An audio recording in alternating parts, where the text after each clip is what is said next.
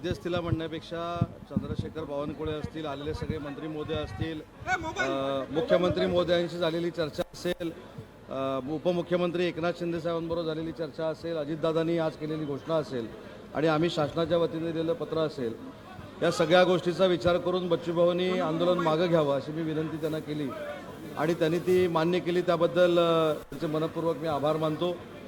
ज्या बैठका लावायच्या त्या देखील तातडीनं लवकरात लवकर कशा लावता येतील यासाठी आम्ही काम करू. मुख्यमंत्री महोदयांच्या समवेत देखील एक बैठक करायची आहे. बँकांचे जे काही प्रश्न आहेत त्या संदर्भात देखील बैठक करायची आहे.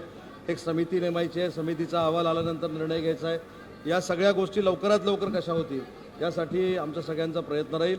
परंतु बच्चूभाऊंनी आमच्या सगळ्यांच्या विनंतीला मान दिला, मुख्यमंत्री महोदयांच्या विनंतीला मान दिला, दोन्ही उपमुख्यमंत्र्यांच्या विनंतीला मान दिला. त्याबद्दल त्यांचे मी आभार मानतो आणि कुठच्याही परिस्थितीमध्ये त्यांनी ज्या केलेल्या मागण्या आहेत त्याचा पाठपुरावा शासन म्हणून आम्ही सगळे करू असा देखील मी त्यांना शब्द दिला. नाही, याच्यामध्ये स्पष्ट लिहिलेलं आहे की 15 दिवसामध्ये समिती स्थापन करू.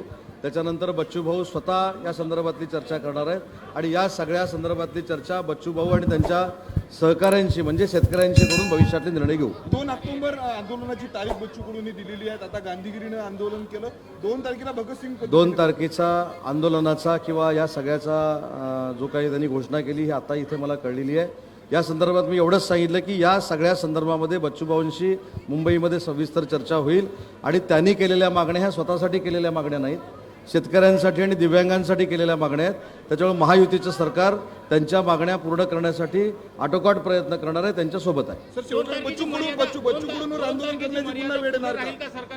मी साहेब दोन महत्त्वाच्या गोष्टी सांगितल्या की बच्चूभाऊंची तब्येत स्थिर झाल्यानंतर त्यांना पूर्ण विश्वासात घेऊन त्यांच्याशी चर्चा करून लवकरात लवकर ह्या मागण्या कशा पूर्ण होतील या दृष्टीनं महायुतीचं सरकार काम करेल.